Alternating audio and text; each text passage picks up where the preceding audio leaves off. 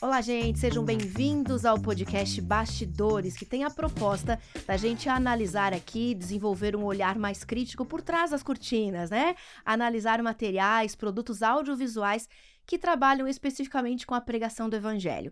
E você já sabe que nós estamos sempre muito bem acompanhados aqui, né? Além de você do outro lado, aí nos ouvindo e nos assistindo. Tá comigo aqui o Moisa, Tudo bom, né? Lê? Que tá sempre junto com a gente aqui, trazendo esse olhar técnico para a gente poder entender as temáticas que os episódios trazem. A gente tá nessa temporada conversando sobre The Chosen, né, Moisa? Isso. Especialmente hoje a gente tem dois convidados de honra com a gente aqui.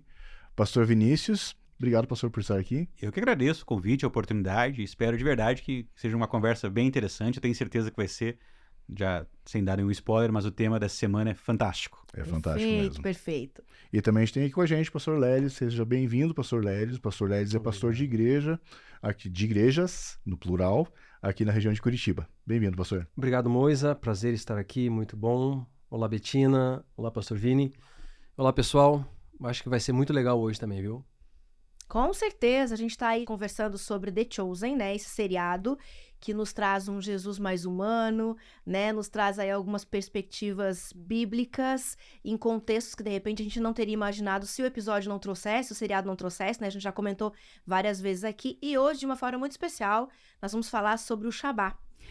A gente vai analisar o segundo episódio da primeira temporada, que traz aí, né, os costumes judaicos da guarda do sábado, apresentados por Maria, né, e depois a gente vê aí também os discípulos, outros personagens participando também, mas Maria Madalena que acabou de ter sido curada por Jesus, né, então a gente tem esse cenário, a gente tem esse contexto, e a gente começa aqui analisando o pastor Vini, o que mais te chamou a atenção nesse episódio? Tem muita coisa pra falar, Tem muita né? coisa para falar. Eu confesso que eu sou encantado pela maneira como o mundo hebreu lida com o Shabá. Eu tenho a oportunidade agora de estar fazendo um mestrado sobre esse assunto. Olha, Olha, legal. Sobre a figura do Shabá na cultura hebraica. Uhum. E uma coisa que me chama muita atenção e fica bem presente no primeiro episódio, nesse episódio, é que o sábado, ele tá para além da liturgia. Uhum. Você vê, por exemplo, que no Decálogo há um mandamento, uma ordem para você observar, para você guardar o sábado, para você parar com suas atividades, mas não há nenhuma ordem litúrgica. Uhum. A gente vai na igreja, a gente tem as nossas liturgias, os nossos hábitos, mas eles não saem do Decálogo. Existem outras orientações bíblicas que falam para você fazer isso, mas o Decálogo tem um contexto diferente, um contexto de festa à vida. E isso fica bem marcado no episódio. Quando eles... O Shabá, o centro do episódio, Aham. não é um culto que eles vão fazer junto, é um jantar. Sim. É uma comemoração, eles vão celebrar, olha.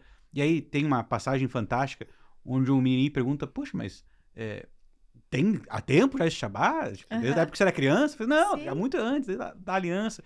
E nós sabemos que muito antes ainda, mas a ideia de que se celebra a vida, de tempo em tempo você para com a rotina que muitas vezes coloca a vida no altar, né? No altar do tempo, do recurso, da saúde, para celebrar a vida como dádiva. É um episódio realmente foi muito bacana.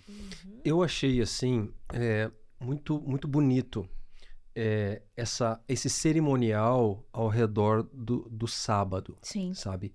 Porque isso gera um respeito, gera uma dignidade pro dia, gera uma força que talvez a gente tenha perdido hoje. Sim, com certeza. Agora, eu senti falta, como guardador do sábado, Aham. de um algo a mais no episódio em relação ao sábado. Ele ficou muito, na minha concepção, no mundo, na parte litúrgica do sábado. Não retratou a guarda do sábado em si, o benefício do povo judeu de guardar o sábado, as promessas bíblicas sobre a guarda do sábado, o texto do mandamento, o quarto mandamento, lá Êxodo 20, versos 8 a 11, poderia ter sido mais explorado. Questões mais práticas do dia a Mais dia. práticas, né? Do relacionamento com o próprio sábado, A né? parte da bênção, exatamente. Sabe? A pessoa dentro do sábado. Eu senti falta. Porque como sabatista que sou, Sim. Sim. sabe, eu aguardei por isso. Uhum. Não que o que eles apresentaram não foi bonito, Aham. sabe? Eu achei que foi uma boa lição para nós, guardadores dos sábados de hoje em dia, para a gente ressuscitar um pouco mais a questão da reverência do sábado. Uhum. O sábado se tornou um tanto informal para nós, os sabatistas. Mas eu acho que a Bíblia, Faltou essa... a Bíblia esse tem complemento. muitos elementos profundos e amplos sobre o Shabá que não foi retratado ali. Sim. Ficaram de fora, né? É. O que eles mais enfatizaram ali foi a questão da celebração da vida, como o pastor Vini falou pra gente, né? Mas as características dessa celebração em vários aspectos ou em várias categorias de pessoas, vários estilos de pessoas, né? Como Maria Madalena, né? Recebeu o sábado e comemorou o sábado junto com amigos, como Nicodemos e outros ali, né? Então, mostrou a perda, de repente, da essência dessa celebração. Né, como em alguns contextos o sábado está tão engessado, né, e está tão institucionalizado que a gente perde a essência dessa comemoração. Eu penso que o episódio ficou mais em cima desse contexto, né? Sim. E há um detalhe, e isso é uma coisa que chama muita atenção, porque o episódio, ele é construído com micronúcleos, assim, Aham. que ocorrem ao mesmo tempo, mas que apontam para a recepção do sábado, Uhum. para o jantar, do que seria, nossa cultura aqui, um culto de pôr do sol. Isso. Só Seria que- essa referência, né? Exatamente. Só que o Shabá, ele vai para além disso. E talvez aí eu concordo com o Lelis. Eu acho que o episódio ficou excelente, Uhum. mas talvez poderia ir além. Explorar um pouquinho mais, Ele né? ficou incompleto. Soa como se estivesse questionando o roteiro que foi pensado, a Sim, narrativa que foi construída. Mas ele para no meio do caminho. Isso é fato. Mas também abre uma janela que me chamou bem a atenção, que o preparo ele ocorre de diferentes maneiras, em diferentes casas, com Exato. diferentes consequências. Uhum. Maria tá naquele encanto. A gente acabou de ver o primeiro episódio, então ela tá maravilhada com o encontro que ela teve com Jesus, toda a espiritualidade, toda a religiosidade foi ressignificada, e ela tá recebendo um sábado que há muito tempo ela não recebia. Então tem uma série de coisas. Sim. Tem uma memória emotiva que é evocada ali. ali, bem presente no episódio. De repente tem alguém que tá nos assistindo aí que lembra de culto de pôr do sol, de sábado que guardou quando era criança, quando estava em família. Tem toda essa cena Essa presente. nostalgia, esse Tem sentimento. uma contrapartida, mas também muito, muito intensa com o Nicodemos e Sim. a esposa, também no processo de, olha, tem que ser especial, tem que ser o melhor jantar. Mas aí tem um parêntese nesse processo, que é com Pedro. Uhum. Pedro, a esposa está preparando também a festa, mas ele não, ele está desligado. Uhum. Ele tem outras atividades, outros compromissos. Outras prioridades. E aí a gente vê que o Shabá, ele tá para além da festa, tá para além do encontro. Ele tem a ver com indivíduos, com pessoas.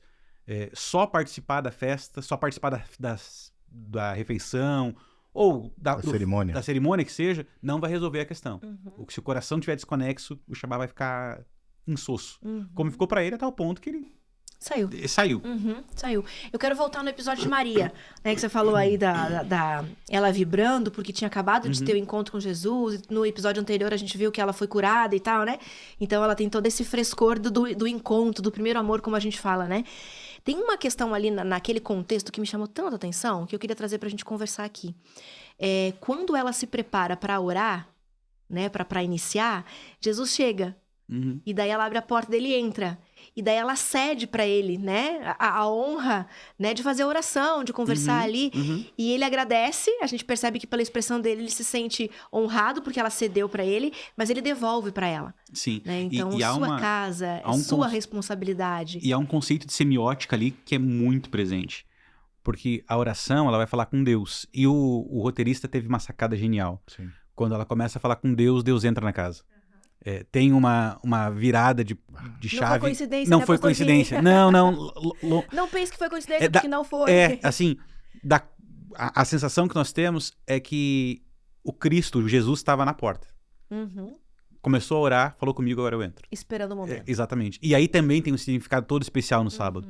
Porque o sábado é isso. É Deus chegando mais perto. O sábado, ele é um santuário que a gente fala no templo, porque é Deus chegando mais perto da gente. foi um presente que aproxima demais. Cara, você falou um negócio agora aí, assim que eu Quando o pastor Lelis abaixa a cabeça, põe a mão Vem. na testa, aí vem coisa, né? É que assim, cara, você falou um negócio agora assim que abriu uma janela aqui que eu me senti um fariseu agora. Porque eu nunca tinha pensado que quando uma pessoa estava fazendo uma oração, no caso dela ali, né, que foi o que foi representado nesse episódio, mas pode ser em outros momentos também, estava fazendo uma oração, estava fazendo uma oração para aquela pessoa que estava presente ali. Sim. Imagina como é que eram as conversas. Porque assim, ó, a gente esquece, quando a gente está olhando o Jesus histórico, a gente esquece que ele é Deus, Uhum.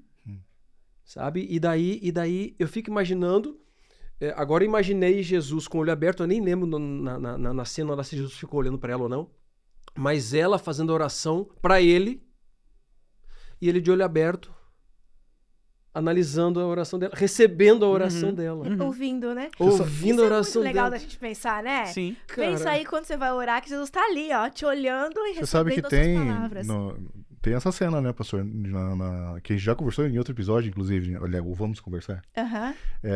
Quando do envio de 2 a 2, Uhum. e que ele reúne os discípulos para orar, e ele fica de olho aberto. Todos os discípulos de olho fechado e ele de olho aberto. Que pra mim é incrível, né? Porque realmente Sim. ele é o Deus, né? A gente fecha o olho pra gente tentar se concentrar mais. Inclusive, não existe um mandamento pra gente fechar o olho, né? Uhum. É uma forma humana de a gente tentar se conectar com o estratégia, divino, né? né? Uma Isso. estratégia, né? E ele não fecha. Naquele momento é incrível. É muito legal, mas assim, ó, eu nunca tinha pensado nisso assim, tipo, eu não preciso orar, você que tem que orar pra mim. É. Não, e você vê que isso está presente em vários momentos, mas eu lembro de um momento curioso. Tem um momento do evangelho que é a multiplicação de pães e peixes, onde a conversa de Jesus, a oração, deixa bem claro que é uma oração diferente. Ele fala assim, ó, pai, eu sei que você sempre me ouve. Se fosse, quem sabe, num português mega atualizado, ele assim, eu nem precisava estar falando isso aqui. Entre nós dois, o contato Sim. é diferente. Mas para que eles saibam, e esse é o fato, o texto deixa claro, para que eles saibam que o Senhor me ouve, então faz, então mostra. E isso fica bem claro nessa cena. Quando ele entra, ele tá atendendo, tá ouvindo uma oração. Mas também tem uma genialidade incrível de ele dizer, não, agora você continua. Você continua, porque a casa é sua. Sim. Eu tô entrando aqui, mas a casa é sua.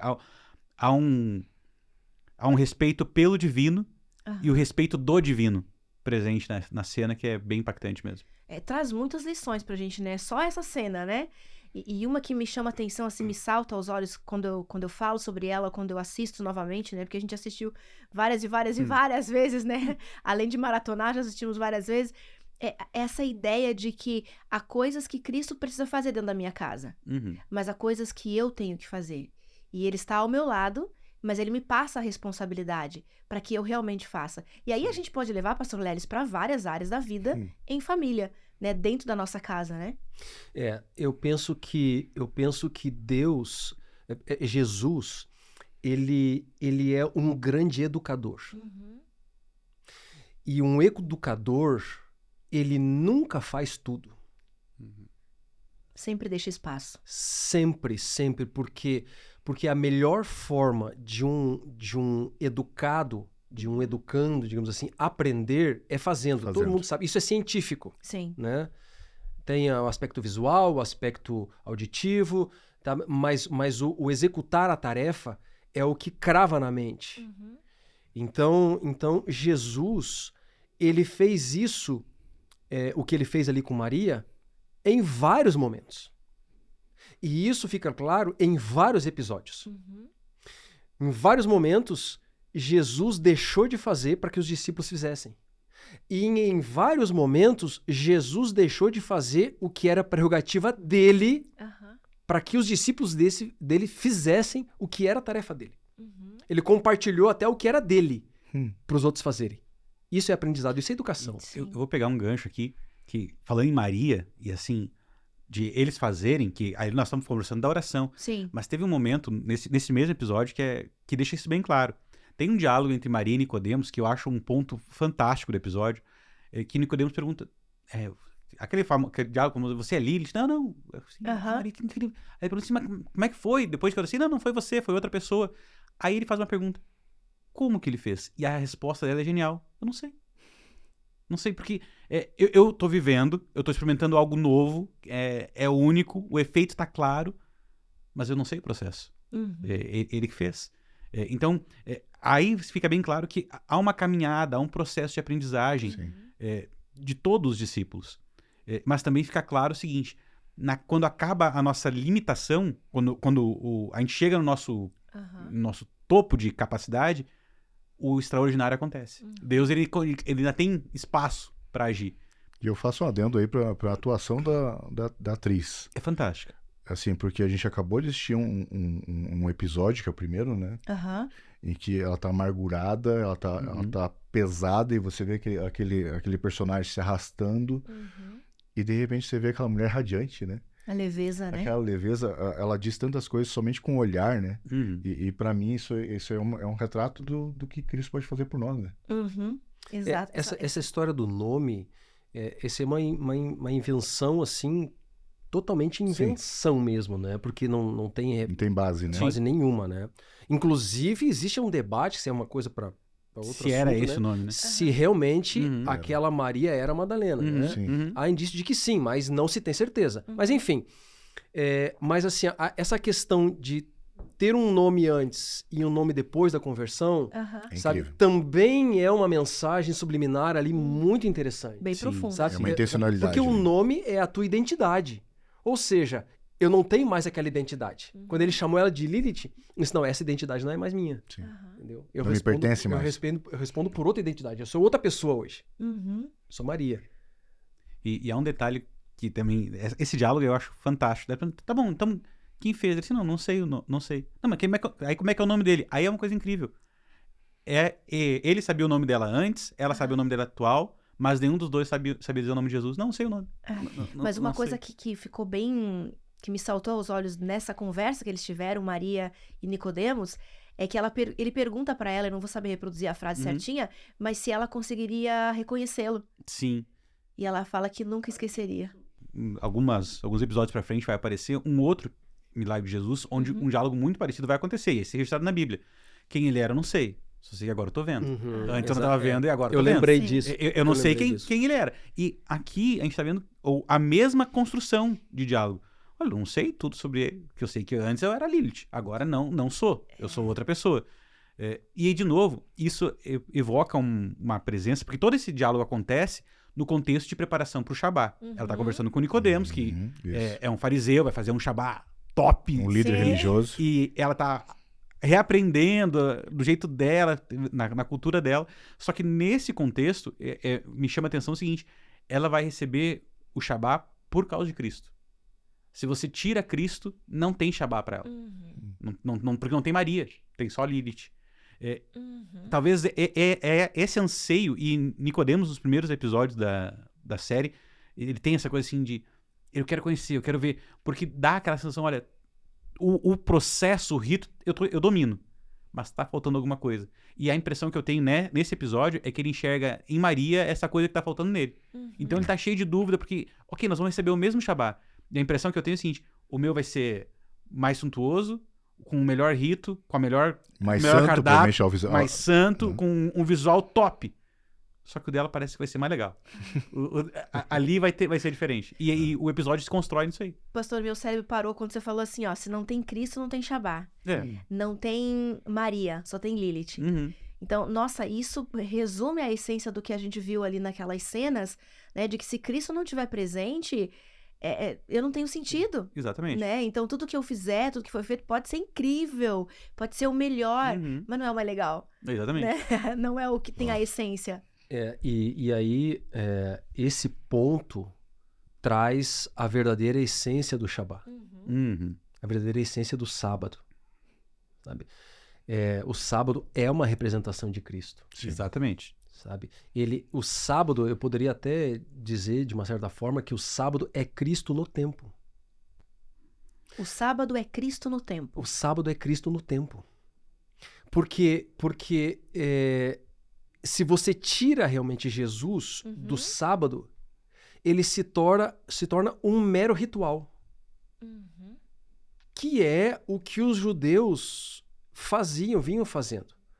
porque virou o ritual, ele virou mais importante que o próprio sábado para os judeus naquela época. E tanto que a cena do Shabá na casa de Nicodemos era recheada de detalhes. Exatamente. Ou seja, a essência do Shabá já havia se perdido na casa de Nicodemos. Há muito tempo. Porque tudo saiu de Jesus e foi distribuído nos detalhes, no prato, no ritual, nas rezas e tudo mais. Peraí, pastor, que eu tenho que sublinhar essa frase que você falou. Tudo saiu de Jesus e foi distribuído nos detalhes. Nos detalhes, nas coisas.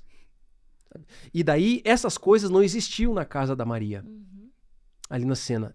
Era tão simples. Exatamente. Ali O existia contraste Jesus. Ali estava em Jesus. Tem uma... Que eu Nossa, Eu- eu tô aqui eu não lembro... respirando fundo, né? Em cada, Eu não cada lembro- comentário. Eu não lembro exatamente da... Como você comentou, faz tempo, eu não lembro exatamente da frase. Mas só para não sair totalmente daqui e depois voltar, tem um último momento do diálogo de Maria e Nicodemos que eu acho genial, que é o seguinte. Quando ela fala que... Não, ele chamou meu nome. Aham. Ela falou assim, ó, eu sou dele. Ele disse que eu sou dele. E ele disse que eu sou dele. É uma autoridade Uhum. tremenda ali. E isso me faz pensar que muita gente precisa ser lembrado disso. Sim. A autoridade do evangelho é maior do que os nossos adversários. Que a gente está, no caso dela, com Sim. demônios, mas com talvez nossa realidade seja pressão social, trabalho, questões financeiras, que nos consomem tanto, que são tão poderosos sobre a nossa sociedade hoje, que às vezes a gente se esquece que a autoridade do evangelho é maior. Quando ele diz, olha assim, ó, você é minha, não do seu trabalho, ou você é minha, não das suas tendências, você é minha e não do vício, você é meu e não das suas manias. Não é um jogo de palavras. E o mundo fica pregando tanto pra gente ser livre, né? E se libertar e faça aquilo que você quer, aquilo que você tem vontade. E na verdade é o contrário, né? Você pertencer a alguém, a algo, né? Exato. Isso é libertador. Isso é libertador. Exatamente. Agora, teve um elemento no diálogo entre Nicodemos e Maria que eu achei muito interessante. Na hora que Nicodemos estava descobrindo que o milagre não tinha sido pela intervenção dele, Que ele não conseguiu curá-la não dos foi demônios. ele Aham. que libertou dos demônios, tá? Porque, assim, só voltando um pouquinho antes, o pessoal viu ela curada e foi lá e o Sinédrio chamou... E subentendeu que era ele, né? Subentendeu que tinha Sim. sido ele, porque ele tinha ido lá antes Sim. e tal, tinha feito lá algum procedimento ritualístico lá, e agora estavam dando crédito para ele, sabe? E aí, eu vejo várias coisas aqui, eu não quero me perder aqui, porque são muitas janelas aqui, mas o Sinédrio estava reconhecendo o suposto milagre De Nicodemos. de Nicodemos, porque Nicodemos era um deles. Uhum. Mas em momento algum, durante o ministério de Jesus, reconheceu os milagres que Jesus fez. Porque ele não fazia parte da turma. Ele não fazia parte do grupo ali, exatamente. Ele não fazia parte daquela galera ali. Mas aí, Nicodemos foi para ver com os próprios olhos se era isso mesmo, e ele viu ela curada, e aí ele já conversou, assim, tipo, pressupondo que havia sido ele, que havia sido pela intervenção dele. Aham. E daí ele foi surpreendido quando ela disse que não tinha sido ele. E o ponto para mim, que foi assim aquele tapinha de luvas no orgulho do fariseu, foi quando ele queria saber quem era o curador ali, Aham. e ela não deu informação, ela não sabia direito, e ele também não havia se revelado. E daí ele disse assim, mas quem faria, eu não lembro exatamente da fala, mas quem faria um milagre desse e não vai querer o crédito? Aham. Não quer fama, não quer honra. Eu não quero honra. Ali, eu achei que o texto do ator ali, do personagem, ele revelou o sentimento farisaico. Aham. Perfeitamente. Porque a Bíblia deixa muito claro quando retrata o fariseu orando em voz alta na praça. Quando o fariseu pega o saco de comida, de oferta ali, de moeda, e balança bastante ali para todo mundo ver, entendeu? Então, não mostrou essas cenas, mas deixou revelado o que era o verdadeiro sentimento de um fariseu. Disse Que muito é crédito. quer crédito. A palavra crédito ainda foi... E a simplicidade dela para desconstruir a ideia dele foi incrível, Foi. né? E, quando a gente fala de Shabá, a gente fala de relacionamento com Deus, né? E o episódio traz pra gente muitas questões envolvendo relacionamentos, né? Por exemplo, o relacionamento de Nicodemos com a esposa. Sim. Né? O relacionamento de Pedro com a esposa dele. Que, aliás, é outro diálogo curto, mas é muito legal, né? Eu acho que, assim, dos casados, acho que 90% conseguiu se identificar naquele diálogo ali, porque é o típico diálogo que acontece dentro de uma casa. A mulher tá com alguma atividade, o homem tenta fazer uma... Onde é que você tava? Esse horário? Coisa... É um diálogo bem provável, bem comum. De novo, não é um diálogo bíblico. Sim. Aliás, aqui deixa eu abrir um parênteses, porque algumas vezes a gente fala assim, não, é um diálogo bíblico.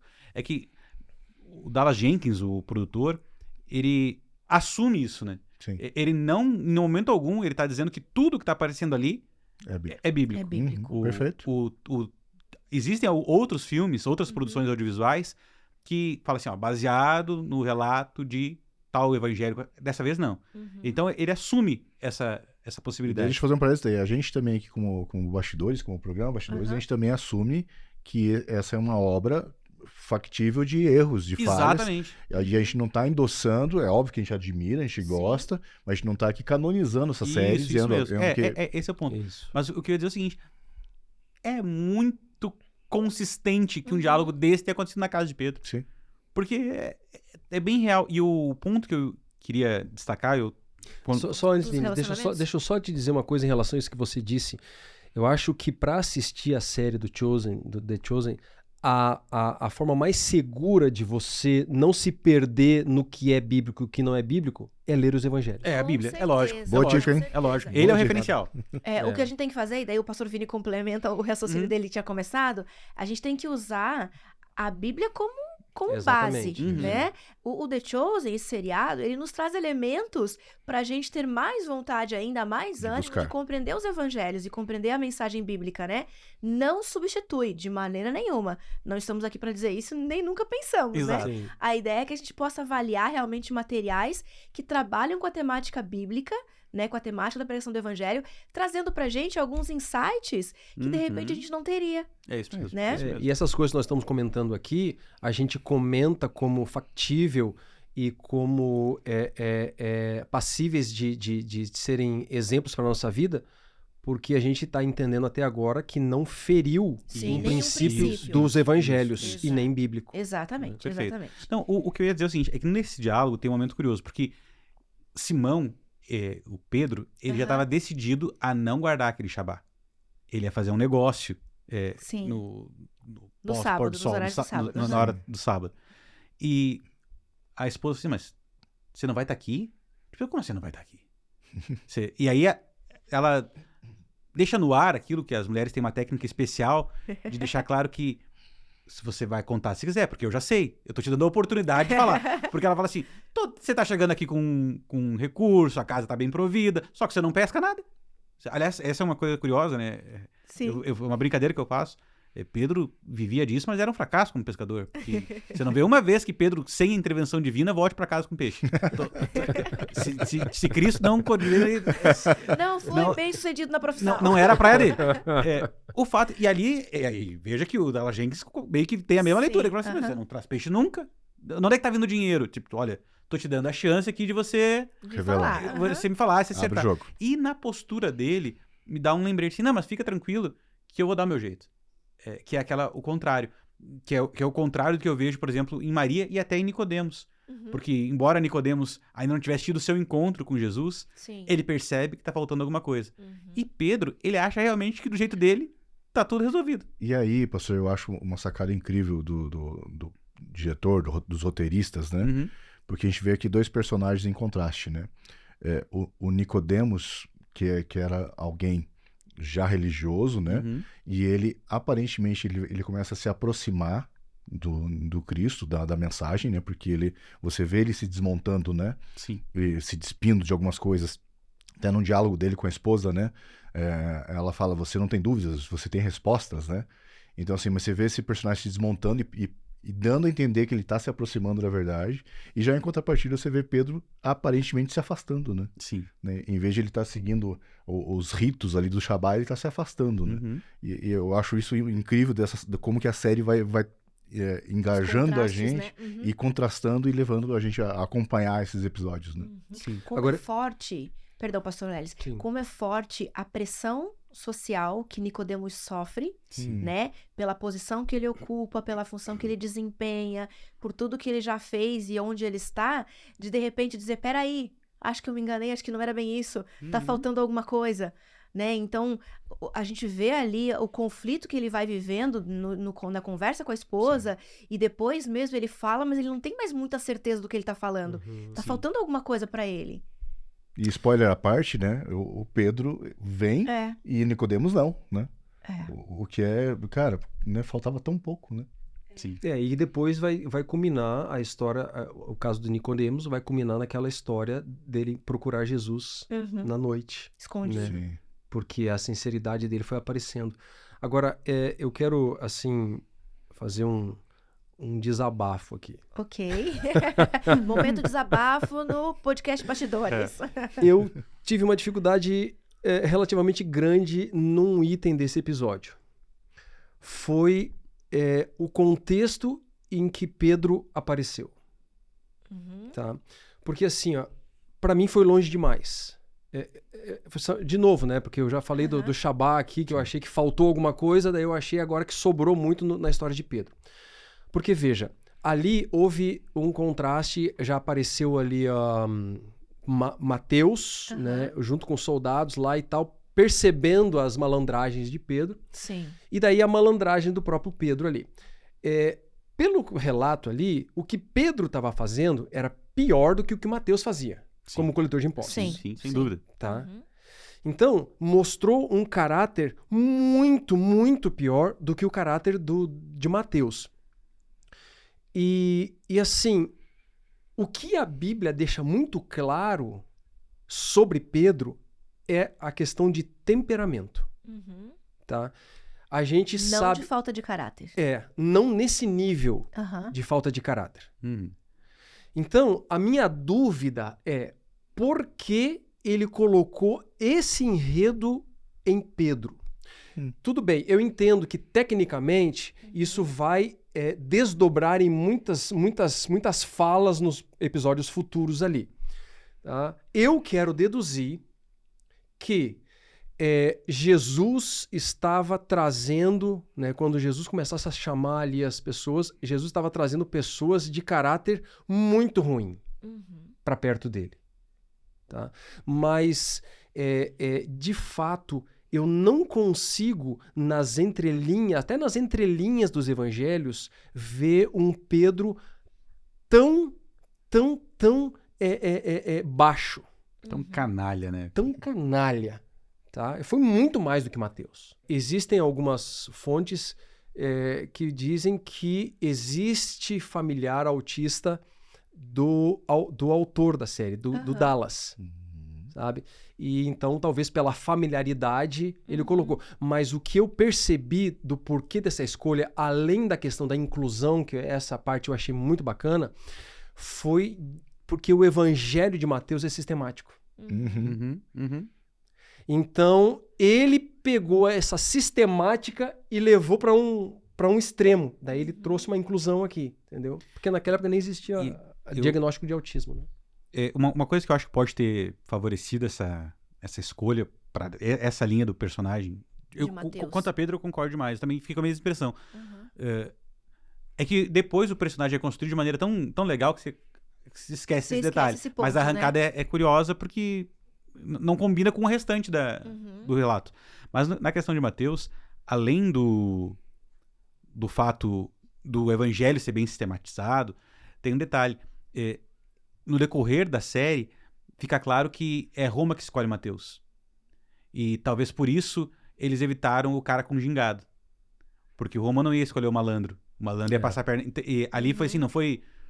Foi na contramão, não foi... A nossa tendência, e a história aponta para esse caminho mesmo, que o camarada se oferecia para ser um cobrador de impostos.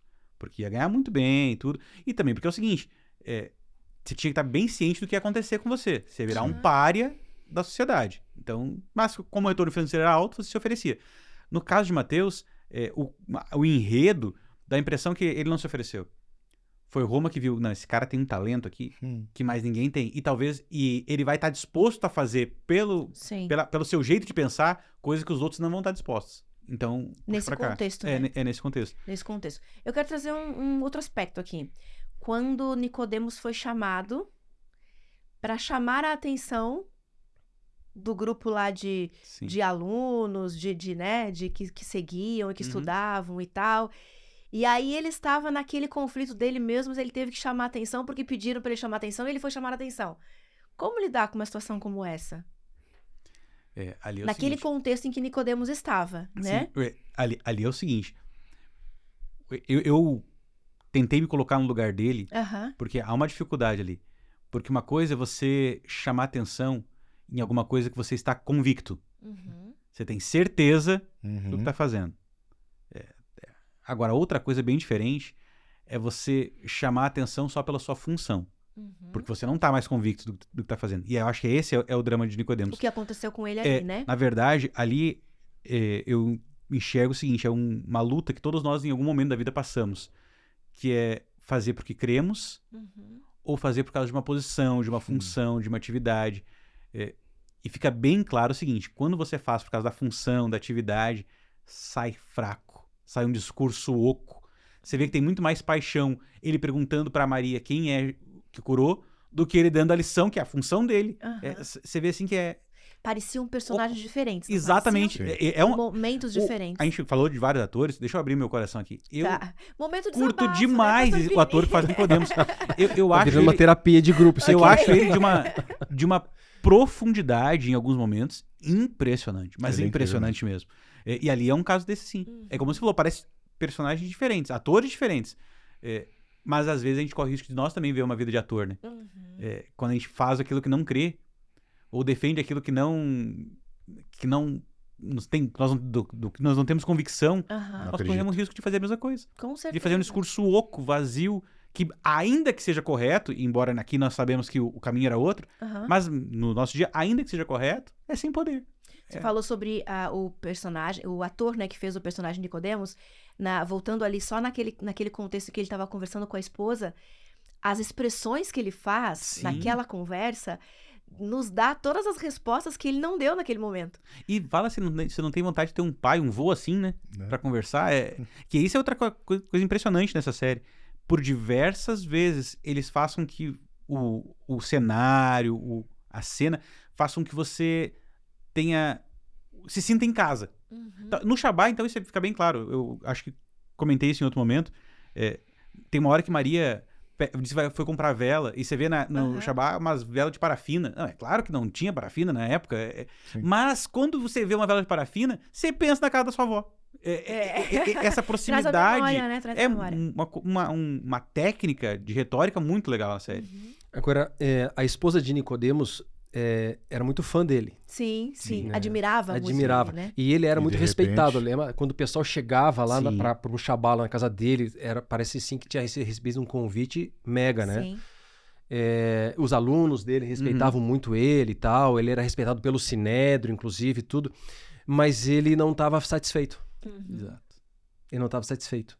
Sim. Então, isso e também... ela se indigna quando vê ele tendo dúvidas, né? Então, exatamente. Tipo assim, o meu herói tendo dúvidas, sabe? Como assim, né? É que eu vejo ali, ela não, obviamente, do marido, a que ela respeita e admira, mas também a figura que ele representa, né? A referência. Então, assim, o medo dela de começar a ver aquilo, aquela estrutura que eles acreditam, começar a desmoronar.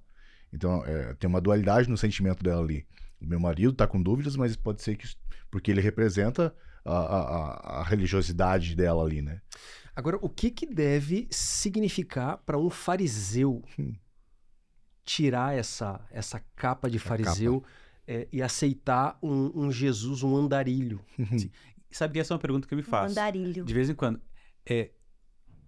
Guardadas as proporções... sobre Jesus. Gente, a série faz diversas vezes esse negócio. Gente, ele veio de Nazaré. Não tem como... Eles colocam essa piadinha em vários momentos. Várias vezes. Uhum. Então, vamos ler. E o fariseu, ele era ele não era necessariamente rico, embora o contexto ali vê que Nicodemos estava numa situação social financeira um pouco acima do normal da série. Mas eles eram todos influentes. Eram a high society.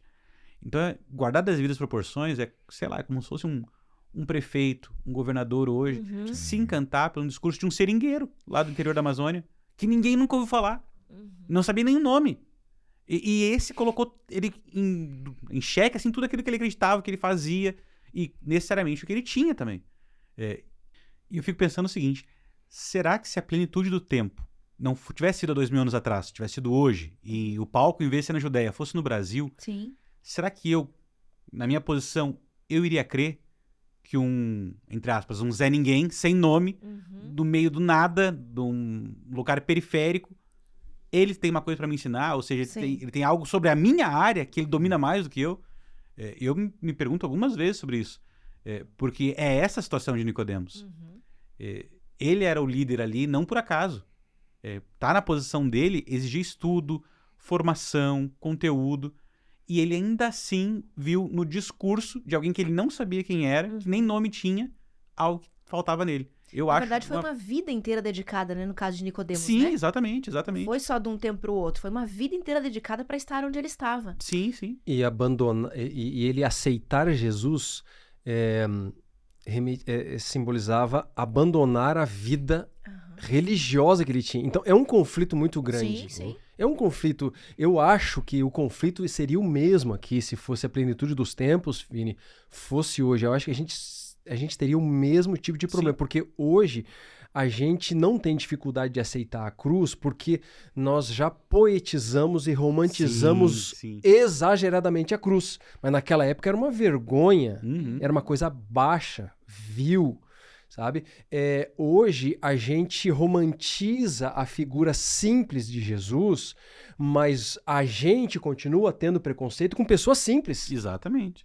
Hoje. É só Jesus que é diferente. Exatamente. Agora, as pessoas que estão no meu dia a dia, que eu convivo, que eu vejo, que eu encontro, não. Mas se a plenitude fosse hoje, ele seria um desses. Exatamente. E aí, só pra completar, e aí o seguinte...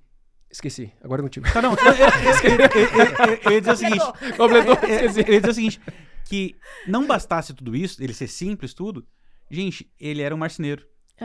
Hoje ele ia ser cobrador do ônibus. Ele ia ser o padeiro. Ele não era do mundo religioso. Porque isso é outra coisa que me chama a atenção. Porque assim, não, eu sou um religioso, eu tenho mais formação, tudo, mas eu tô lidando com um outro religioso. Não, às vezes ele teve um insight que eu não tive. Sim. Agora, Tá num contexto, tá pelo menos. Naquele métier ali. Agora, o que tá acontecendo aqui, não. Ele tem outra atividade. Ele é um cara desconhecido que nunca se teve nesse meio e tá tomando uma proporção impressionante.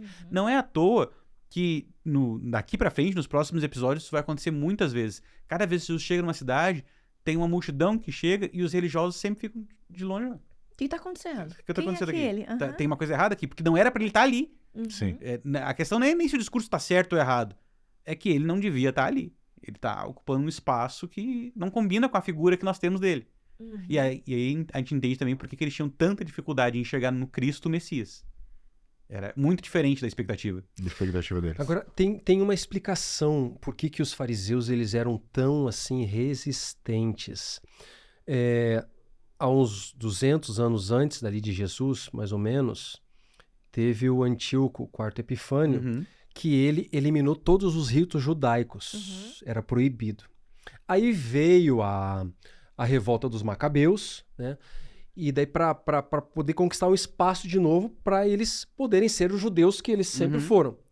Nesse contexto, surgiram os fariseus. Os fariseus eram coisa recente, historicamente falando ali, pouco antes de Jesus. E eles surgiram com a intenção de não permitir mais que os ritos, que a religião judaica se perdesse de novo como havia se perdido. Ou seja, surgiu por uma boa causa. Sabe? Só que essa missão deles atrapalhou a enxergar o Messias quando ele chegou. A percepção do Messias. Eu vejo muito isso hoje. Se fecharam pro formato, igual hoje em muitos aspectos. A gente apegado às missões menores E apegado... não conseguem apontar para a missão maior. Exatamente, sabe, assim, e assim, a gente se coloca como guardião das coisas de Deus e não de Deus. Peraí, vamos de novo nessa frase. A gente se coloca como guardião das coisas de Deus, mas não de Deus. Não de Deus. Sabe? A gente tem mais gana para proteger as coisas religiosas, Sim. as coisas relacionadas a Deus, do que ao próprio Deus. Tem uma historinha que conta que uma igreja tem um gato entrou na igreja. E daí o pastor chegou pro ancião, apontou, tira o gato, porque ele tava atrapalhando, começou a incomodar, né? E o diácono foi lá e pegou, e o diácono, o assistente ali, pegou o gato e colocou pra fora. No segundo sábado aconteceu de novo, o gato veio de novo, o assistente foi, pegou de novo, né? No terceiro sábado, o assistente ele olhou assim para aquele gato e ele, antes de começar o culto, ele já foi, pegou o gato, colocou numa caixinha e prendeu no canto. E daí o pastor foi elogiando, né, a atitude dele, né? E daí o que aconteceu? Do assistente que foi tirando o gato. Assistente. O assistente achou aquilo tão bacana que ele no outro culto, ele criou uma estrutura pro gato. Fez lá um altarzinho pro gato e deixou o gatinho Deixou o preso bichinho lá. Passaram-se anos e havia naquela igreja um altarzinho para um gato e ninguém mais sabia da história do gato. Ou seja, criou-se uma ritualidade sobre algo que foi momentâneo. Porque realmente a postura do assistente ali, do diácono, né, como a gente chama, realmente foi louvável de fazer aquilo. Sim, para resolver o problema que tinha naquele momento. E de repente a gente vai criando alguns ritos, alguns rituais que assim, não é pecado, né, a gente ter a plataforma na igreja, a gente ter a maneira como as coisas acontecem, mas a questão é a prioridade que a gente dá para esses ritos, né? Exato. São as missões menores, e né? os fariseus eram especialistas nisso. Aí, por isso que o dilema de Nicodemos era muito grande. Sabe? Como é que eu vou deixar tudo isso, que são coisas de Deus, para seguir Deus? Sim. Olha só, que coisa incrível. Que coisa, não? Eu vou largar as coisas de Deus para seguir a Deus. Sabe? Eu lembro, quando eu era adolescente, eu queria ser rico. Acho que você não era o único, pastor. Até hoje dá vontade, às vezes, não é? Mas assim, quando eu percebi o chamado de Deus para eu ser um pastor, cara, incrível. Aquilo me doeu muito, porque eu imaginava as coisas que eu deixaria de ter para ser um pastor. Para ser um pastor. Coisas materiais mesmo. Que teria que largar. Que eu teria que largar. Assim, é um privilégio ser um pastor, sabe? Trabalhar na obra de Deus, com as pessoas, na ajuda espiritual, aquela coisa. É uma ajuda espiritual para nós mesmos, sim, a gente sim. estar envolvido, né? Mas é impressionante como é difícil. Agora você imagina o que deveria ser para um fariseu. Então por isso que a luta de Nicodemos, aquela coisa dele procurar Jesus na madrugada com vergonha de Jesus e tal, com medo de ser visto e tal, faz sentido. Com certeza. Porque a gente tem que partir do princípio que toda decisão, toda escolha envolve uma renúncia. Sim. Né? Então escolher abraçar o que aquele Nazareno estava falando envolvia renunciar e virar as costas para tudo aquilo que ele sempre acreditou, a vida que ele construiu, tudo que ele sempre ensinou, né? Então, o peso disso era extremamente grande, né? Sim, e esse virar as costas, tem esse sacrifício, esse é outro mote que está presente em todo o episódio, porque tem o sacrifício da figura, da posição de Nicodemos, mas tem um sacrifício do prestígio de Mateus, quando ele assume que, olha, os judeus lá estão roubando. Naquele diálogo com o pretor, cara, ele sabe que ele está se arrebentando também. Tem um sacrifício financeiro no caso de Pedro. E tudo isso gira em torno, volta a dizer, do Shabá. Sim. O Shabá é uma troca que você faz. Porque alguma coisa vai ter que ser sacrificada. Se você sacrificar o Shabá, Deus e a proposta dele, você vai conseguir livrar sua posição, sua vida financeira, o seu status social. Agora, para você ter o Shabá e Jesus presente ali, ressignificando o Shabá, alguma coisa vai ter que ir pro altar. E talvez isso seja uma luta que nós temos até hoje no mundo que nós vivemos. Um mundo que é consumista, capitalista ao extremo, da cultura do acúmulo, do ter... Todo mundo quer ser rico, né? Eu também queria. Eu ainda quero, como você falou. Queria é um eufemismo tremendo. Só que alguma coisa vai ter que ir pro altar. Não tem como. O Shabá é um lembrete, olha, alguma coisa vai ter que morrer aqui. Eu tenho que abrir mão de alguma coisa, Exatamente, né? exatamente. E que ao nós entendermos isso, que nós temos que abrir mão de alguma coisa, que não seja abrir mão de Cristo, né? Sim. Que possamos ter a percepção de que estamos abrindo mão de qualquer coisa, menos de Cristo. Exatamente. E às vezes a gente entender isso, conseguir perceber esse momento, será que estou escolhendo por Cristo ou não? Acho que é o maior desafio, né? Nos nossos dias, né, Pastor Lelis? Teve um outro momento ali do Shabá na casa de Nicodemos que deixa bem claro, e isso também é um conceito bíblico muito conhecido, deixa bem claro onde estava o coração do fariseu. Uhum. Quando chega um casal, não sei se vocês lembram, chega um casal ali no pôr do sol, e aí eles são cumprimentados ali pelo Nicodemos, pela esposa e tal, e daí quando eles saem, o marido dá uma cochichada na esposa. Uhum. Tenta sentar na cabeceira. Sim, o mais próximo da cabeceira. Que foi por isso que era um hábito, né? Quanto mais próximo da cabeceira, mais importante era a pessoa, né? Uhum. Por isso que Jesus disse, senta lá no fundo, porque é melhor você ser convidado para ir lá para frente, do que sentar na frente e ser convidado para ir lá para o fundo. Né? É por causa desse hábito judaico. Ou seja, o judeu, o fariseu daquela época, ele era muito focado em si mesmo, em privilégios religiosos. Mas é necessário abandonar todos os privilégios por Jesus. O que não é pecado falar e o que parece que não é lembrado é o seguinte: nós vamos ter privilégios sim, porque a gente discursa dessa forma, parece assim que a nossa vida é um voto de pobreza, vai ser uma desgraça. Uhum. Quanto pior, melhor, quanto mais rudimentar for a nossa vida, mais próximo de Jesus a gente está. Não é essa a questão. Ou eu tenho que me conformar com o sofrimento, com a dor, com Exatamente, a pobreza, com a virar um miséria. conformista, né? E deixar as coisas ruins chegarem e absorver e ficar vivendo. Não é essa a questão. Não é isso que está em jogo. Até porque o que tem depois, e era esse ponto que eu queria ressaltar, o que tem depois como resultado da salvação é maravilhoso. Uhum. É pisar em ouro, é morar em mansão, é coisa linda, é coisa boa, E a é coisa perfeita. E a promessa de Jesus é, claro, olha, que você abrir mão por minha causa, você vai receber 10 vezes mais. Aqui, exatamente. E no céu, e na vida futura. Então perceba que a proposta de Jesus, ela não é de prejuízo, mas ela tem a ver com o coração alinhado. Uhum. Exatamente. Coração alinhado à vontade dele. Né? E não às nossas expectativas. Exatamente. Né? Coração alinhado. Gente, obrigada. Foi um privilégio conversar com vocês, pensar um pouquinho mais, ter aqui alguns insights, né? Que a gente vai conversando e a mente vai abrindo, a gente vai percebendo algumas coisas que os episódios nos trazem, mas também que a Bíblia enfatiza muito e algumas práticas que nós temos que são, de repente, coerentes ou não com os princípios bíblicos. Obrigada de verdade, porque vocês se dispuseram a estar aqui com a gente. Que agradece. Foi um prazer. Obrigada, Moisa, pela parceria de sempre. Obrigado, tamo junto. Valeu, gente. Obrigada aí pela sua companhia, pela sua audiência. A gente volta no próximo episódio. Até lá.